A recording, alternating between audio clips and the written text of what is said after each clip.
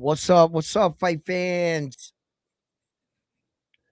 Hold on, let me just get set up here. Let me just check everything. All right, I think that's everything. What's up, fight fans? And how we doing out there tonight? We got a lot of boxing coming up, heading our way. We got a lot of boxing to discuss. We got Ryan Garcia and Mario Barrio getting in the ring, and we got a great card and a lot of good fights on that card. I want to talk about. We got Andy Hiraoka going against Gary Antoine Russell, and we also have um uh what's his name there? Who am I forgetting it already? Uh Hold on. Let me lock that out. I just saw that pop up. Sorry about that. Well, we have a lot of fights to talk about and a lot of fights on this card right here. So tune in, lock in, subscribe to the channel, and like always, let's head right to into this episode. Why did that pop up?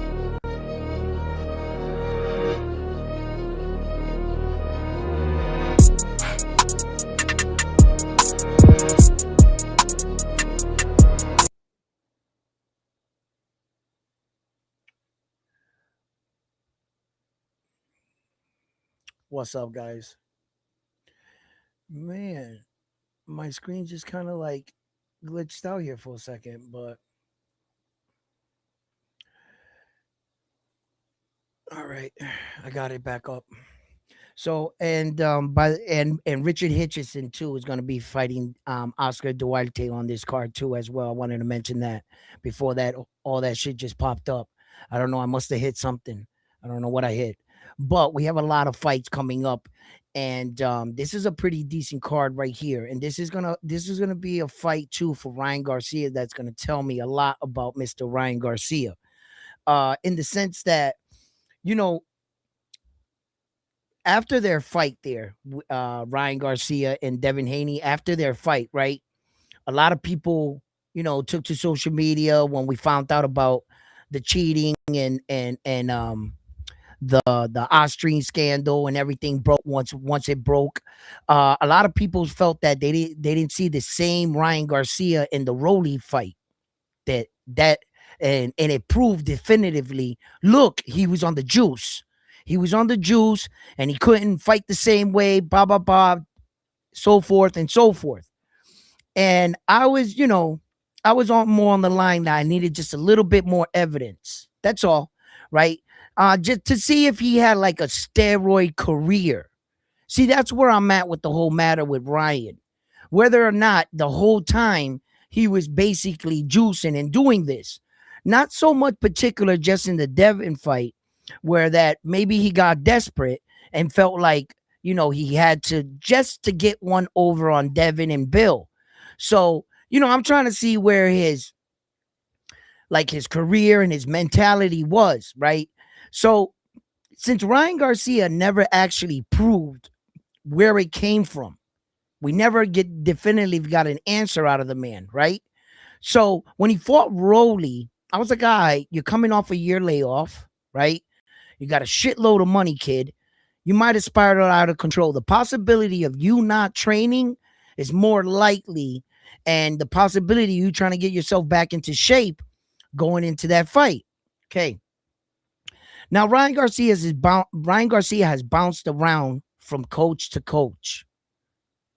He started with his dad, left his dad, Eddie Reynosa, Derek James, and Joe. Like he's been around, and it seems like no matter where Ryan Garcia went, he kind of had the same mo. The kid's a little difficult to work with. Trying to get him to come in and train, it's like pulling teeth.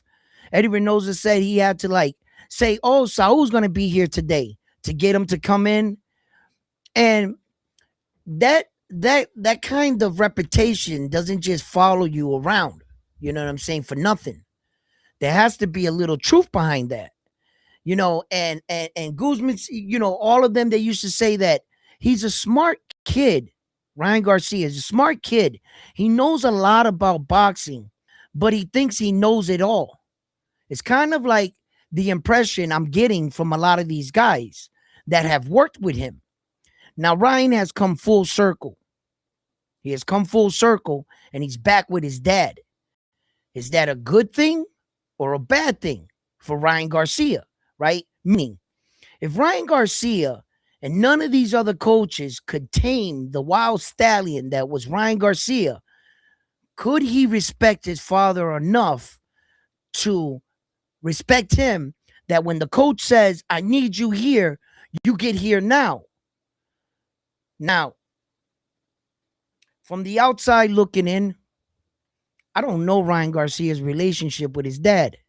I have no idea how strong that relationship is, or there they come a point in time where the son made more money than the father, and he no longer looked at the dad like the man of the house.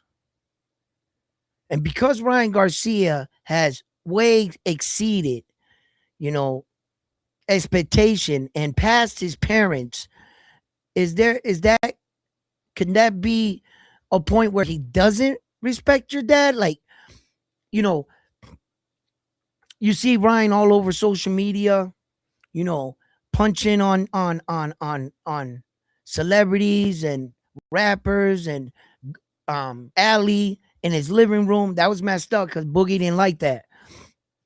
Putting his hands on his girl like that. You know, Boogie, I'm surprised Boogie and Ryan didn't get in a fist fight outside. You know what I mean? I'm just surprised. But you know, the truth is that I don't know what version we're gonna get of Ryan, but this is all he's gonna get. If Ryan Garcia doesn't show up in this fight, Ryan, bro, you're gonna look real bad.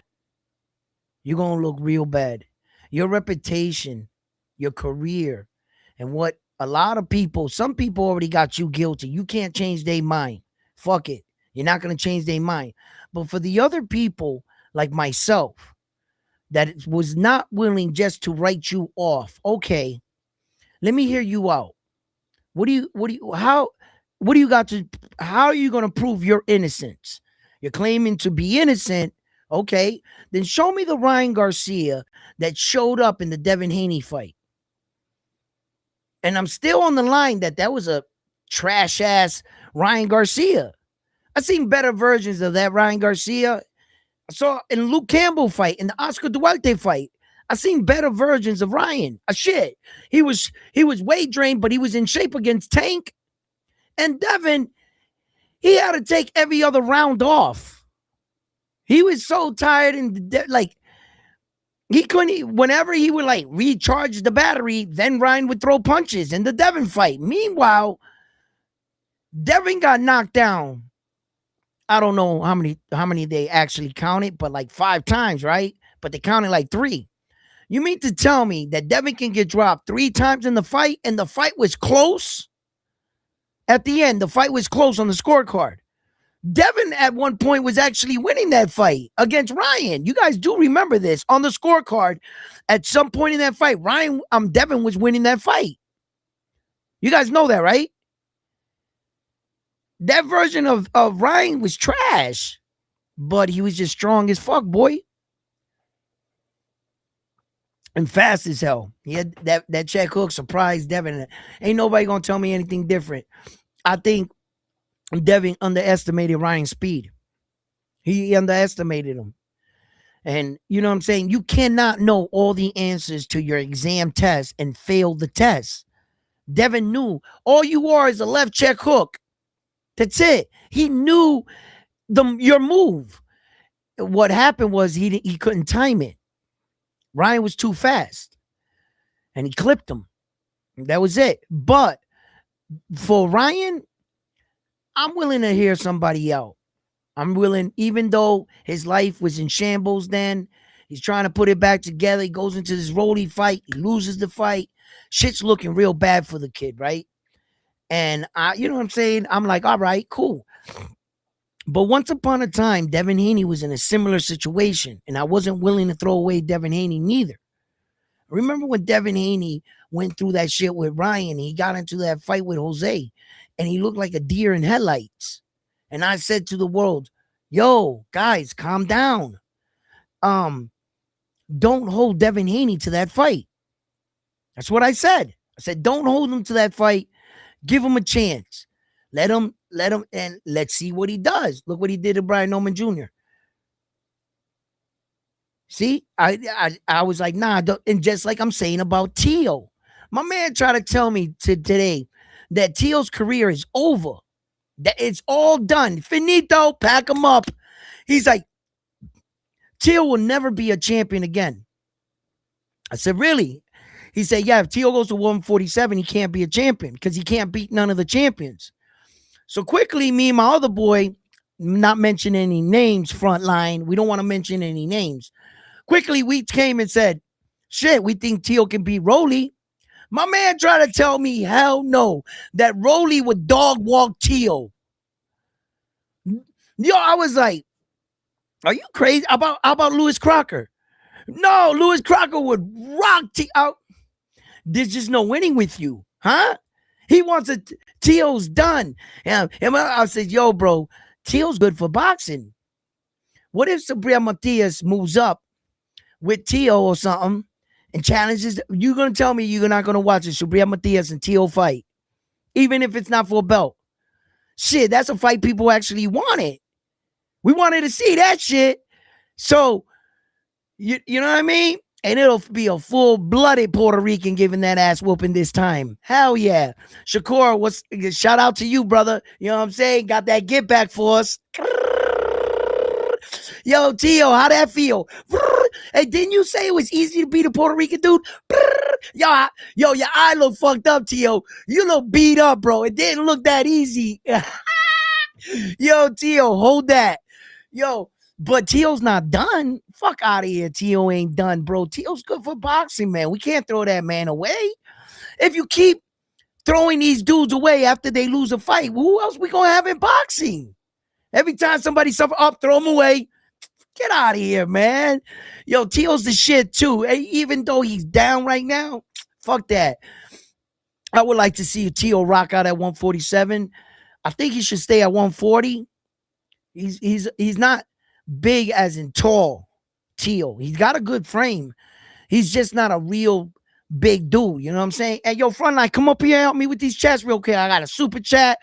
1.5K on the what? Straight up on YouTube. Bet, Shakur. What, Richard? You get money like that, Richard? And Notre Dame's belts? First super chat of the day. Richard, what's up, baby? How you doing in the building? Woo! Yo, why don't you send some of that bread my way? A little, what do he give us? A little two-piece? I appreciate the two-piece, but it'd be real cool if it had like a zero in the back of that two. That'd be like, you know what I'm saying? That'd be super dope. You know what I mean? Yo. Frontline, where you at, man? Edwin, did you learn something today? Yes, I learned something today. My boy, when he called us up and talking that crazy shit. Oh my God, but they don't know about the joke. You know? What's up, round one? What's up? What's up, Jason? Hell yeah, I want to see that fight. Teal versus Matias. Hell yeah, I want to see that fight. You know what I mean? I don't want to, you know, that's what my boy Frontline talking about. My man was talking about throw Teal away and shit. He said, you know what I learned on YouTube? I said, what'd you learn?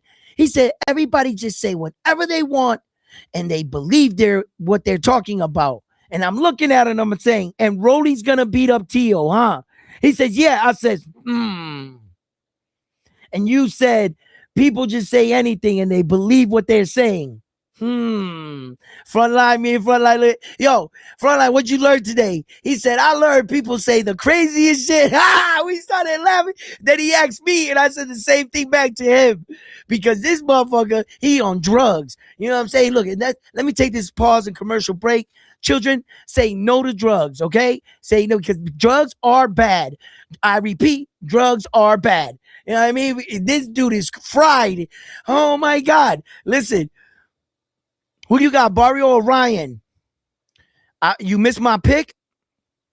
I'm just gonna come out publicly and tell you my pick right now because I'm already in too deep on the boxing voice. Star already got my name on the list. I was one of the first people that stuck my hand up and said, right here, I got Ryan in the fight against Mario Barrio. Right here. And she said, you got Ryan? And everybody went, ooh, no. And I said, I ain't scared. I ain't scared of Mario Barrio. No. No. Listen, let me tell you something. Ryan Garcia is coming off a loss against Rolly, right?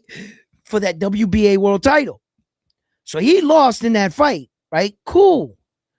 But Mario Barrio is coming off 2 back-to-back draws. That man don't know how to win. He don't know how to win.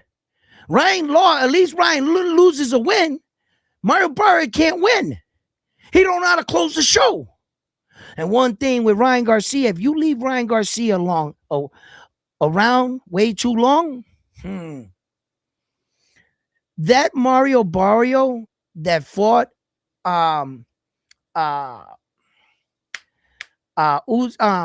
what's his name there? Frontline, where are you at? Damn it, get to work.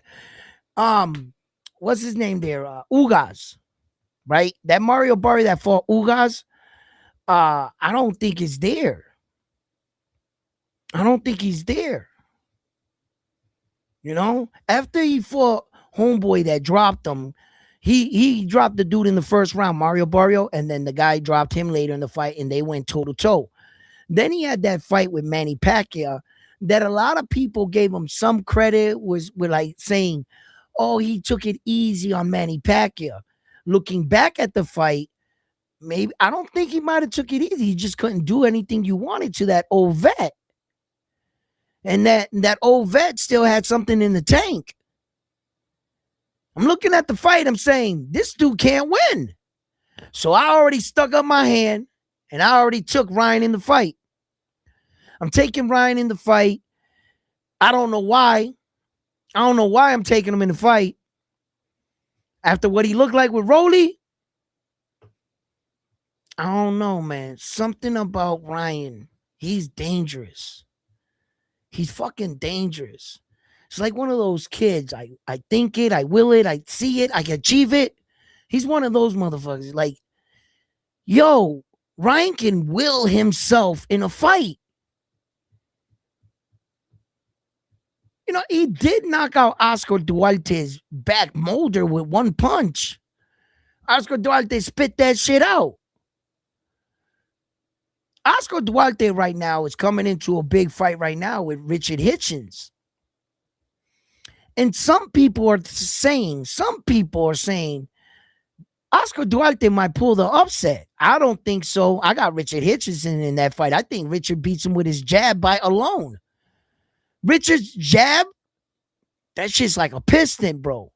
He's going to fucking bounce Oscar Duarte's head right off his shoulders. I don't know what these... I mean, hey, Oscar Duarte is a good fighter, man, in his own right. He's on a little winning streak. I get it. I'm not going to say because Ryan beat him, Richard should be able to beat him. Styles make fights different. Oscar's a good pressure guy, comes in. I just don't think he has the reflexes to fuck with Richard Hitchins. Oscar Duarte can't break off the break fast enough to get Richard's too fast. His reflexes, his twitch like muscle movement. Rich, he's gonna watch. He's gonna rock Oscar Duarte. I think he is. I think this is an easy win for Richard Hitchins. I don't know. A lot of people think Oscar Duarte is gonna do something in his fight. Shout out to you people, I guess. You know what I'm saying? You got the right to think that, whatever.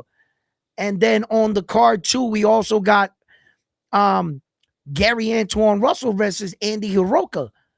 If you guys don't know anything about this Andy Hiraoka kid, please, man, do your homework before you just go out there putting your money on a name.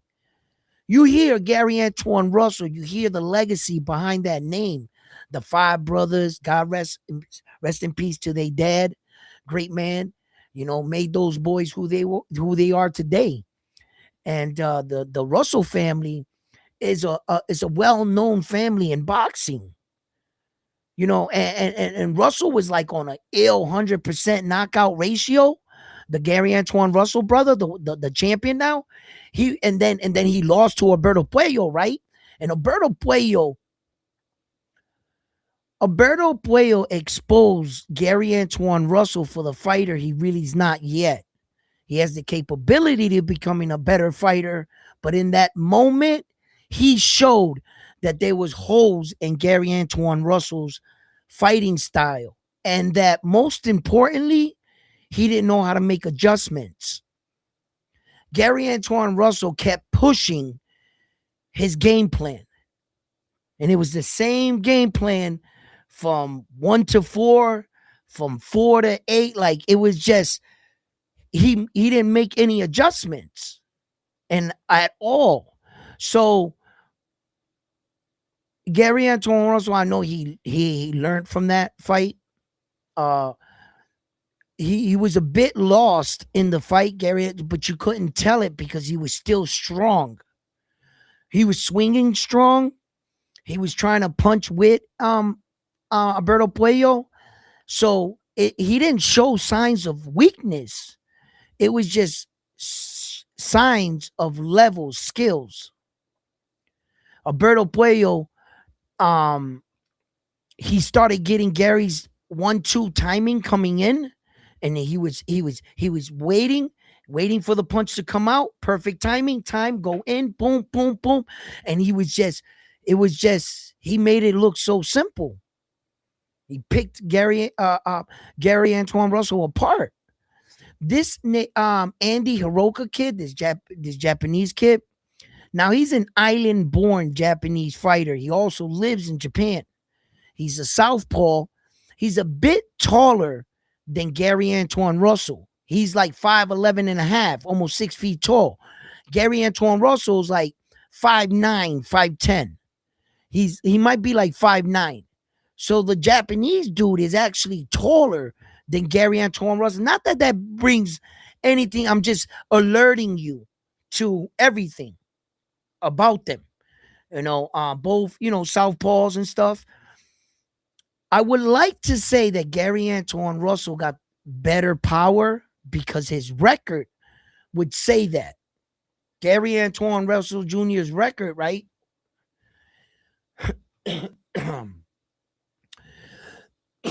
excuse me. All right.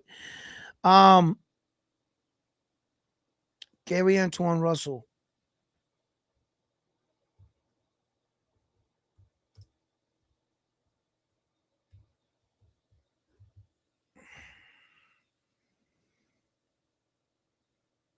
All right. So he's 29 years old. He's 18 and 17 knockouts, right? And he has one loss. So he has a 94% knockout ratio. They got him listed as 5'10.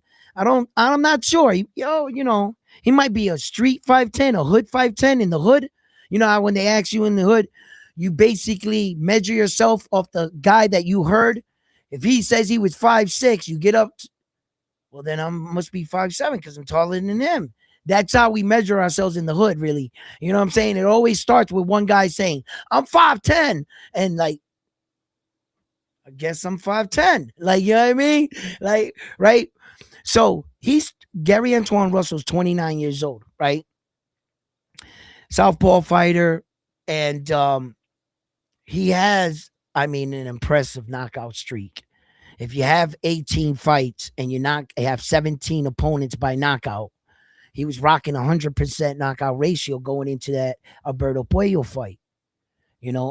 But as far as competition goes, like,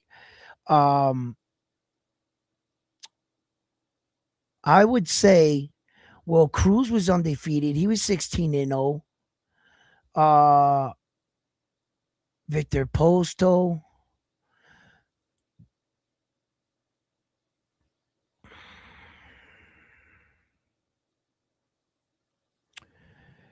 Gary doesn't have an actual bad record, bro. He really doesn't. He doesn't have a bad record. For the amount of fights that he was a young champion when he lost his belt.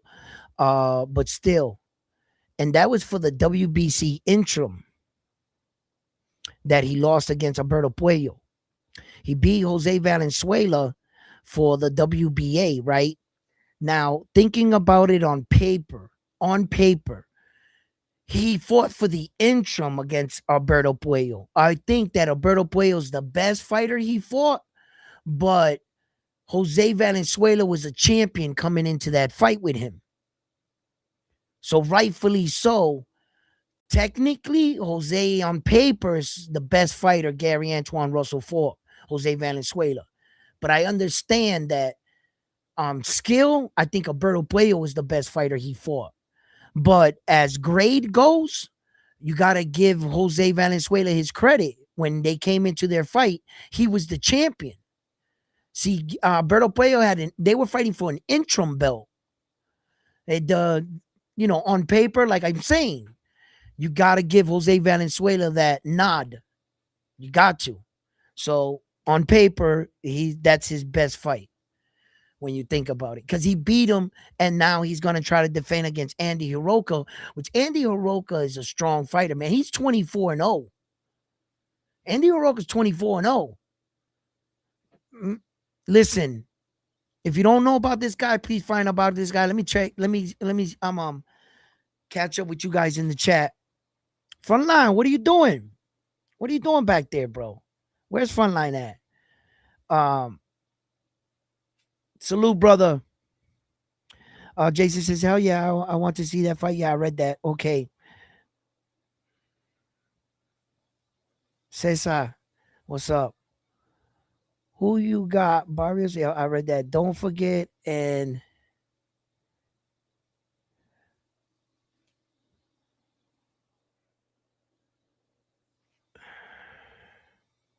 yep.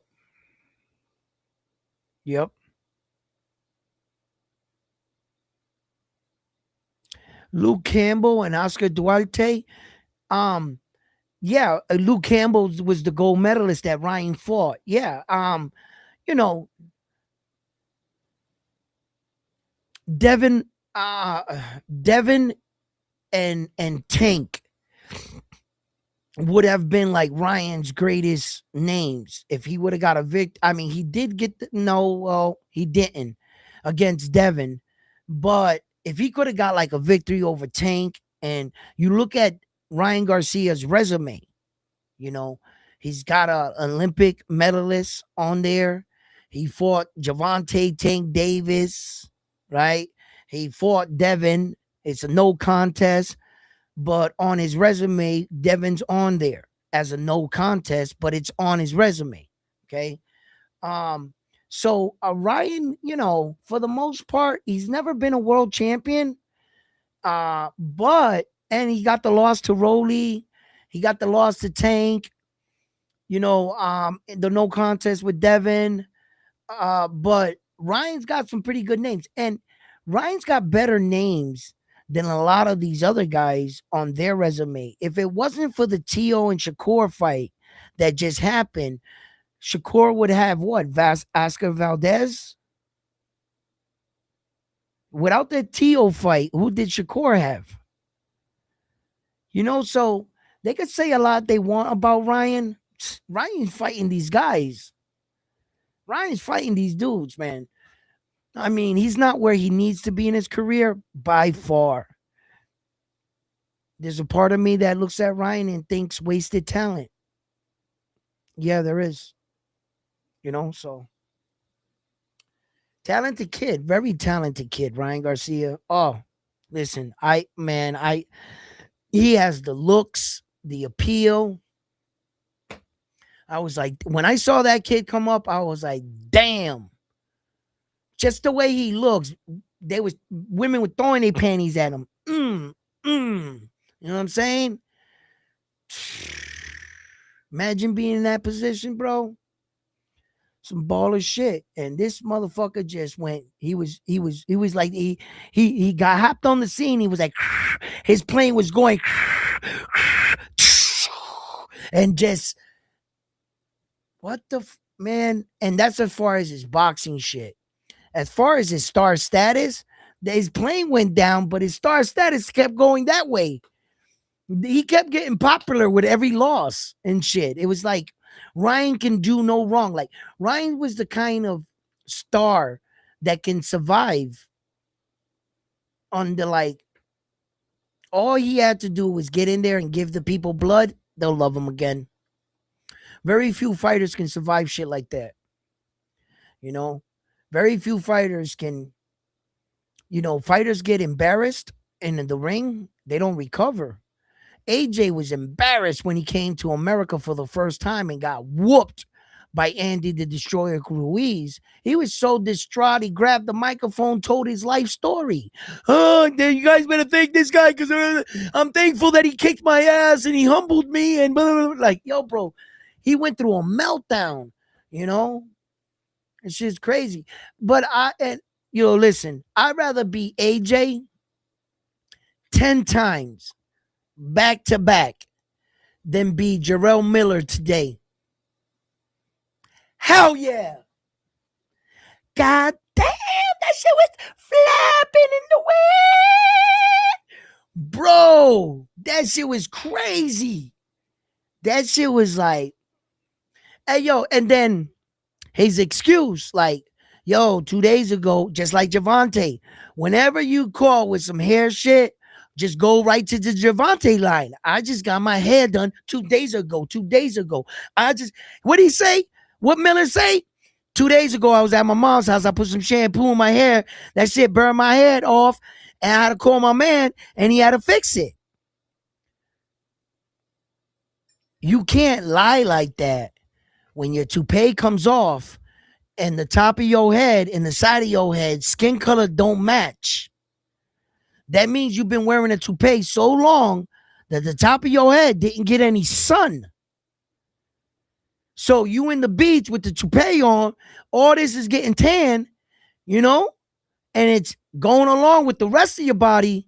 But the top of it mysteriously, exactly where the toupee was, that was all discolored.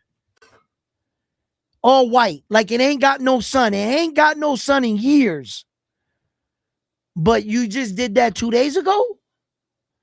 And then if you're gonna say that you put that shit on your head and it was a chemical burn, at least the burn should have looked like a chemical burn. The chemical burn mysteriously was in a perfect dimension of the top of your head. That's what you're saying the chemical burn is? Like it burned to the outer rim where your boy left hair at so it can blend in with your toupee. I mean, the burn was perfect. Like if you had that circle on your head already. You know what I'm saying? Like, I'd rather fucking get my ass whooped coming to another country. I'd rather lose like Sabrina Matias did in Puerto Rico that it hurts, right? Than that shit happened to you. Whose idea was it for you to get in the ring with a toupee on and you really thought you were that nice? You wasn't going to break a sweat. You was going to go in there, slip a punch, knock him out, get out. The toupee would be intact. Bro, you were better off shaving your head, right? Having that shit all tan, right? And just taking the airbrush and having them dye the top of your head. I would have went that way rather than wearing a toupee. I'd have said, yo, if the top of my head don't match, well, I would have told your same boy that uses the black to and tighten dudes up. I'd have told him, spray the top of my head and blend that shit in. Get a little bit, blend that shit in. Get in there and fuck and if sweat start coming out, that wipe it. And then if like the patches, then say I had a chemical burn or something. That's all. Because it's gonna look like one or some shit. But the toupee shit, bro, you can't even go outside right now. You can't even holler at women. That's crazy. Right now, show up to the club with that rug on your head. Bro, people in the audience was putting it on their heads. They got memes when they threw the toupee out. There was people in the crowd putting it on, taking pictures with it. Are you kidding me? Bro, you made jokes forever. That shit is crazy. Hey Edwin, the way Tio fought, I think Naoya would have beat him. What do you think about that? Listen, look, uh just to put in reference, I don't think nobody's coming up to beat Naoya in a way. Nobody's gonna have to take a real talented fighter or a real talented coach. It's gonna be either one of those two. The only part I won't be able to see is the coach. Because I can't. That's one thing I can't measure. Well, two things. I can't measure a man's will. How far a man is willing to go. That there's no measuring stick for heart. There's different men. That's something you got to see. And then when I say for coaching is, I don't see anybody on Naoya anyway skill level. No, not north or south of the equator. What I see are obstacles for the young Japanese dude. Espinoza is an obstacle. He brings attributes. He's a problem. Espinoza's a problem. I think Inoue can still beat him. And I don't think he can hide his torso from Naoya Inoue. He's too tall. He's so tall that his attributes are going to betray him. That's how I see it in that fight.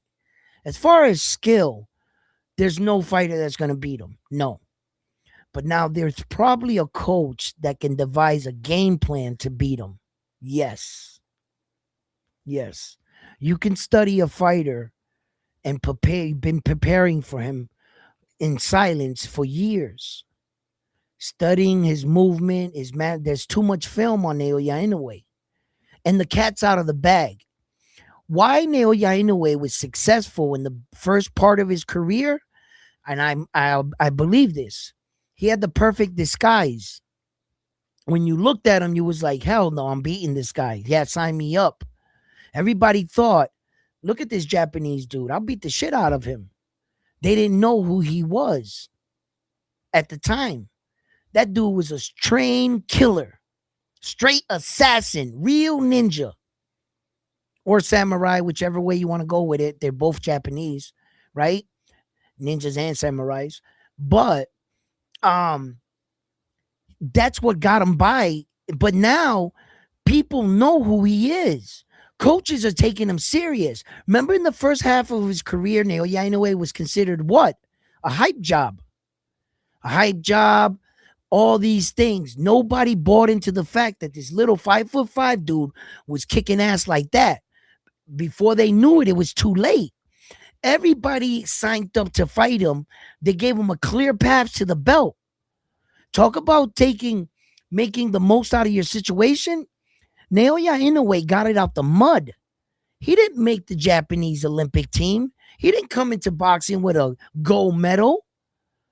He didn't have no big promotional team. He got it out the mud. Top Rank saw that dude, Bob Arum. He took one look at him and was like, sign him. Bob Arum took that dude and took off. And Bob Arum knew before everybody wakes up, this Japanese dude's going to take all the belts. And he was right. He was right. Why do you think Bob Arum was paying all those dudes to fight Inoue? Why do you think Inoue himself, when negotiation was going south, he took money out of his own purse and gave it to the other fighter just to fight him? Why you think he did shit like that? Naoya Inoue had a vision. He was like, I'm going that way. So there's so much video on him that there's a coach out there studying him really good. And he can get that right fighter. He's going to turn that right fighter and into that fighter that can beat Inoue on that night. That fighter might not go on to beat everybody else. That's not what's important. He developed a fighting technique just to fight Inoue. I've seen students like that. I've seen teachers like that. They had him plan in mind the whole time. This guy was the mission. This guy, get here, beat him. And this is how you're going to do it. Good coaching, a proper game plan, anybody can get beat. And I mean anyone. Inoue can be beat. Yes, he can. He's not this indestructible force. That he's not a machine. No. But what I'm just being honest, and who do I see just as skilled as him? No one. Not no one in 126, no one beneath him, no one. Boogie got good. Bam Bam Rodriguez. He got great skill. Bam Bam. That's tough. That's tough. That's a tough one. Um, how do I explain this? All right. Bam Bam Rodriguez's footwork is sharp because he has really good angle placement.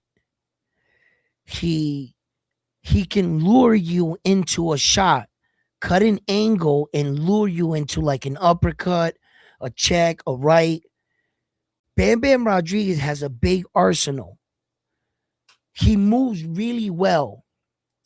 The one thing I noticed about Bam Bam Rodriguez, he's a bit better. He's a bit better than what I actually thought initially. Bam Bam Rodriguez. I started noticing he likes to play with his food. The only reason why some of these guys got into deep water with Bam, he allowed it to happen. Bam didn't want the night to end. Whenever he felt like, all right, I'm getting you out of here, it was over. Once he got embarrassed for the first time and he got dropped in that fight, he got up off the ground. He punished him a little bit for dropping him first. He didn't go in there and just knock him out. No, no. Look at his face. He's calculated. Bam Rodriguez, man, his footwork is really good. It's just different than Naoya Inoue's. It's just different. Naoya Inoue has smart feet. His feet are smart. He's always in the next position to throw the next punch. Naoya Inoue's feet are not as flashy as Bam Bam Rodriguez's, but they're just as smart. Naoya's feet are like a veteran's feet, right? What I mean by that is in the beginning, like a Sugar Ray Leonard, he was so fast on his feet that he did extra shit with his footwork that he didn't need to do. And that energy that he was burning with his footwork in the beginning, later in his career, he realized he could still be fast, but cut some of the fat off of your footwork. Preserve some of your energy. Naoya Inoue's footwork, he has smart feet. He's doing things in the ring only to get into the next position. He's not constantly shuffling his feet, moving around, trying to divert you, like shake, bob, like he's not playing football. He's not trying to juke the guy in front of him. So he understands that what he does is his footwork was far greater than his time for a fighter that young in his career when he was doing that. I'm not sure if you guys can relate or if I've lost you guys or anything. Or if you guys are like agreeing, like, yo, like, and you see it, their footwork is different. Both footworks are superior. Bam Bam Rodriguez's footwork fucking like, yeah. But Inoue's footwork is smarter. You understand? Bam Bam's flashy, he wants to embarrass you. He wants to dance circles around you. He wants to prove to you he's a better boxer with his footwork. That's Bam. Inoue wants to destroy you. He wants to hurt you. He wants to take your confidence away from you. He wants you to see the expression on your face change.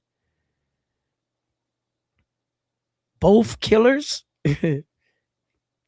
you have what are you into, I guess? Not trying to change your mind, but into anything or sell you on anything. Just telling you that Inoue is just he's just a bit different. He's just his understanding about fighting, like truly he was born to fight. You ever see a man, that man is born to fight, or he's born to play football, born to, like you can see it. There was nothing else Naoya Inoue should have been doing with his life. He really found his his what do you call that? What do girls call that in a relationship?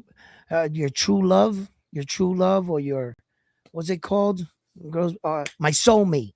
Your soulmate. Naoya Inoue found his soulmate. It's boxing. Once the sport entered his fucking, he attracted to it. He was born to fight. Now, some people are molded into fighters. Other people have the desire and the will. They just can't understand it. Not all fighters that are born to fight are blessed with all the skills and technique. Floyd Mayweather was born to fight, and the gods were more than generous to him. You know, the gods didn't give him everything. They gave him brittle hands. I mean, they gave you everything else, Floyd. What the hell, dude? Like, I would never teach anybody to pull Floyd Mayweather's style off unless you had all his traits, the speed, the quick like movement, the twitch movement, the understand, the ring IQ. Unless you were gifted with all those traits at a high level, man, I wouldn't even waste my time learning that shit, right? Just learn how to box, bro. You'd be better off. And people don't understand about these elite dudes. They're just different. They're fucking different. And no one's gonna be in a way. No one. But a good coach can. A good coach can. I just wonder who's it gonna be. You know, Bruce Carrington got that belt. I doubt Bruce Carrington. I'm sorry, Bruce. I don't think you're ready for him. That's just my honest opinion. I think that you're a great fighter, but I also know, and I know this for a fact, there's levels to fighting. Inoue's on a different level than you are, Bruce. I would fight him if I was Bruce because it would be worth the risk. It would, just in case Bruce pulled it off, just the risk. I mean, you're gonna get paid great. I would never ask Bruce to deny that fight against Naoya Inoue. Hell no. Hell no. Bruce, go fight that man. Yeah. Because you have a family too. Know what your value is. So yeah, absolutely. But I don't see Nick Ball beating Naoya Inoue. Nope. He's not fast enough. He's too slow for Naoya Inoue, Nick Ball. All that lunging, like he'll never get close to him. Naoya Inoue would literally just be going back, snap, snap, snap, sidestep, snap, whoop, pop, pop, pop, pop, all night, or until Nick Ball can't take no more. If TJ Doheny gave Nick Ball a run for his money, and Sam Goodman gave Nick Ball all he can handle, 12 rounds. Sam Goodman literally busted his eye twice to avoid from fighting Naoya Inoue because he was scared to death. And none of these other, listen, TJ Doheny looked horrible. And I mean horrible against Naoya Inoue. Naoya Inoue hit him one time and broke his back. He went into the fight with Nick Ball with a broken back and almost beat Nick Ball. Man, Nick Ball's not fast enough. That slow ass, them slow, man. Naoya Inoue would pick, and then Angelo Leo. I would love to think that that would be a great fight. But Angelo Leo, out of all the champions in that division, he's the only one that boxes correctly. Like he's almost the same house in a way, and he boxes like a boxer. And that's worse. That's worse. When you're doing the dance like it's supposed to, Naoya Inoue's slipping, evading, and going in, that first step is dangerous. When you box normally, he knows what to do. What holds Naoya Inoue back and what's been fucking with Naoya Inoue of late, if you haven't noticed, are all unorthodox fighters, spontaneous fighters, guys that do crazy shit. Luis Pantera Nari, fucking Roman Cardenas, all these guys, and they threw like lefty after lefty after lefty at him, right? They stopped putting boxers in front of them. The boxers that you put in front of them didn't do too good. Stephen Kubo Fulton. Look what happened to Donaiti in the second fight. Once Inoue didn't have a broken orbital bone in the second round, and he could see, he's a great boxer. When you box against this Japanese, it's worse. They stopped putting boxers in there with him. He was just knocking boxers out like it was going out of style. Payano got wiped out. He out cold. They had to put these unorthodox, spontaneous fighters that just did crazy shit because he had to watch them. They weren't boxing him the right way. Naoya was, what the fuck are you doing? Like, that's why those guys got into later rounds until he figured some of their and pow, out. You know what I mean? That's what's been giving Naoya Inoue problems. Unorthodox. When you box, it's worse. That's why it wasn't working for these boxers. They were getting their lights punched out. Or every boxer that went in the ring, he's 100 for 100 against boxers. Now, brawlers and these kind of fighters, unorthodox fighters, lefty fighters, shit like that, they've been able to get to him. So that seems to be where his flaw might be. Spontaneous dudes just do weird shit in the clutch. Pow! You know what I mean? Like, so, but boxing him is not gonna. He's just a really high skilled boxer. So, but there's some coach out there right now developing a game plan with some dude, some kid out there, and they're going over it every fucking day. You better believe it. And they're preparing for the day that they meet that monster. I thought it was Junto. I thought Junto and his coach, they were finally gonna get a guy. Maybe it was gonna take a ninja to kill a ninja type shit, right? So I thought Junto can do it. After I saw that fight with Hernandez, I didn't think that anymore. Even though you guys know I never thought it. I entertained it for you guys. I entertained the fight with Junto, but you guys knew who I had this whole time. Naoya Inoue taught me something that I learned a long time ago in sports. Never go against the great ones. Don't bet against Ali. Don't bet against Floyd. Don't bet against Michael Jordan. Don't bet against Tom Brady in the fourth quarter with 2 minutes on the clock. You're going to lose. Tom Brady, 2 minutes on the clock, fourth quarter, he's down by 9 touchdowns. Somehow he wins. Don't bet against Brady. Don't bet against Naoya Inoue. Those kind of guys teach you that, man. Don't count them out. Listen. And that's why I never bet against him. I think that he's a great fighter, but there's just a lot of other fighters out there. And I like a lot of fighters, I'm interested to see how Abdullah Mason does in his career. I really want to see him become a unified. Not only is he fucking a good boxer, okay? Stop looking at him and comparing him with the rest of the guys. I can see most of you out there already doing that shit. Stop that shit. This dude's a young man. Yeah, he became a champion. But technically, he shouldn't have already have been fighting for that belt just yet in his career.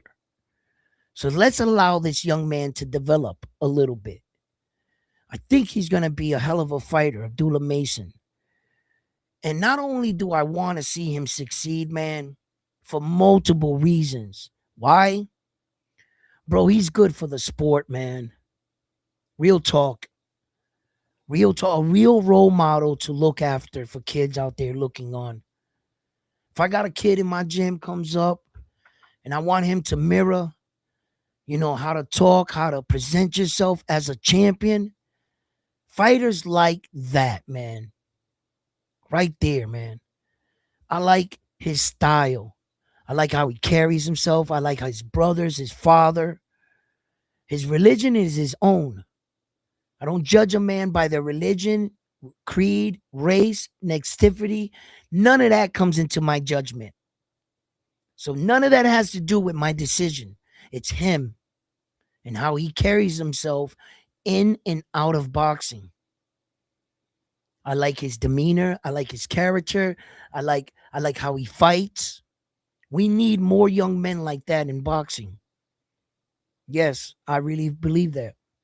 And there are a lot of other young men that are coming up that are setting great by example. I think we need to stop teaching our young men that it's all about bitches, money, and jewelry. We need to stop that. Teach them, you know what I'm saying? That when you get a family and you get your girlfriend and you have to understand, I wifed you up. That means I take care of you now. I get up, I gotta go outside and shuffle. I gotta go out and do this. I gotta take care of you. You're my you're my girl.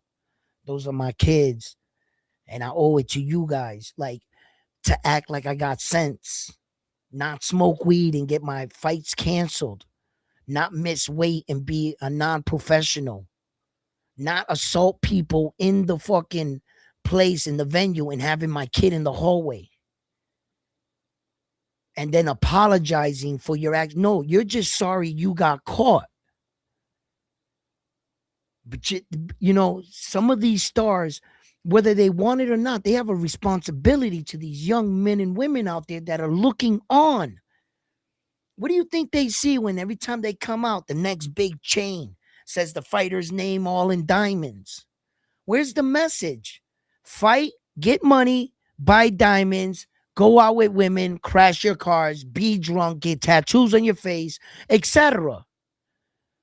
I don't care about the tattoos on your face. You can do whatever you want, right? But I'm just saying, you could have 1,000 tattoos on your face and still act accordingly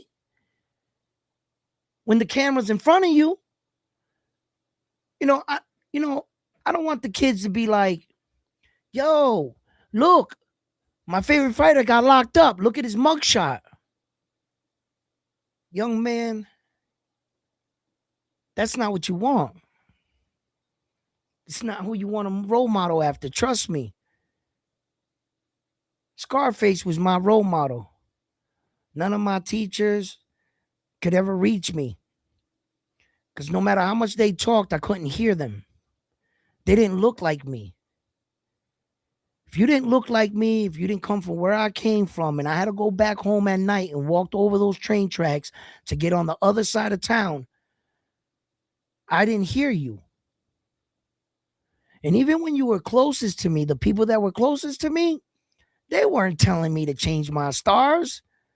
They were teaching me how to be a better criminal, better bad guy, what to look after. He's got the 20-inch rims. I know you can get the 20-inch rims. I know what it's like to be that kid. So when these fighters are up there, whether they want it or not, they have a responsibility. They're professional athletes. I wish they would all set a better example, not only for the kids, man, but for America. Real talk, man. Real talk. All this perception of how Americans are. Oh, here comes the Americans. Fucking cocky, brashy, fucking loud, always talking shit. Here they come, And I see all these other countries with culture. They got, like dances and outfits, They got music and food, tradition. America, what the fuck is our culture? McDonald's? Burger King? We gonna play some rap music? What's what's our what's our attire? What did the Americans wear? What what our songs the national anthem? That is that our song? Like what's our food? What's an American dish? Every dish in America is a piece of somewhere else. Everything in America, even the everything. Fried chicken is not yours. Black eyed peas is not yours. Shit. Mashed potatoes ain't yours. That comes from other countries. All that food comes from other. They brought that shit here. What the fuck does America got?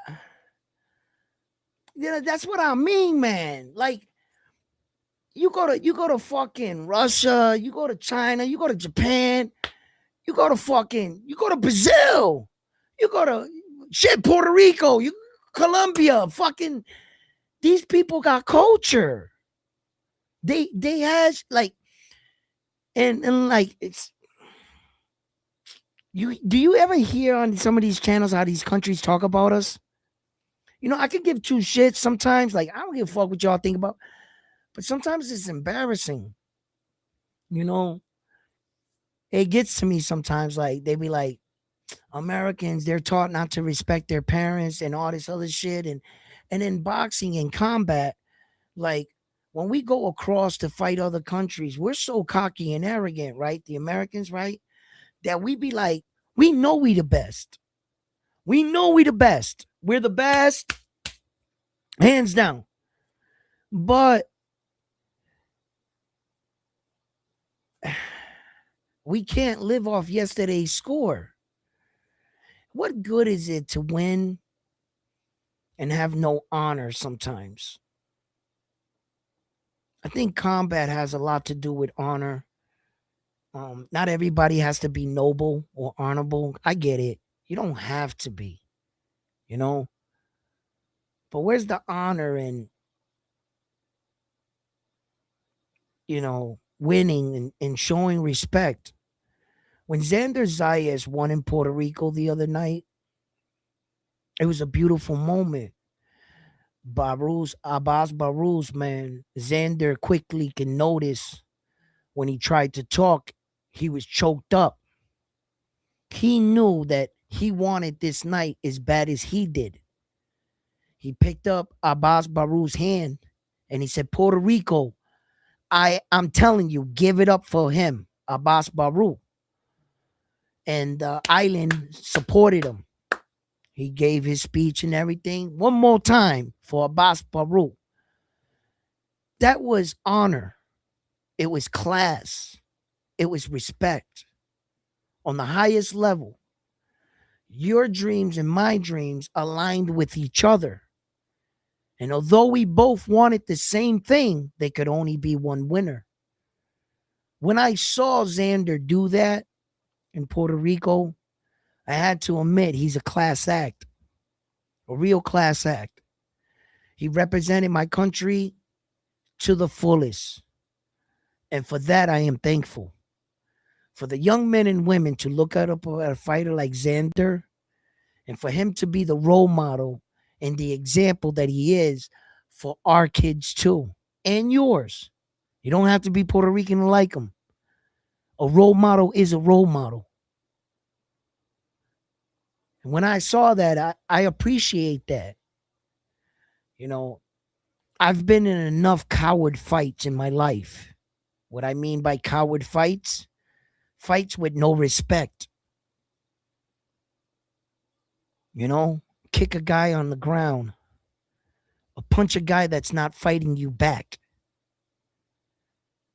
You don't have to be a tough guy to punch a guy in the face that's quivering in front of you.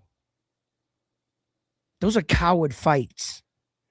Punch somebody in the face that's going to punch you back. You know? And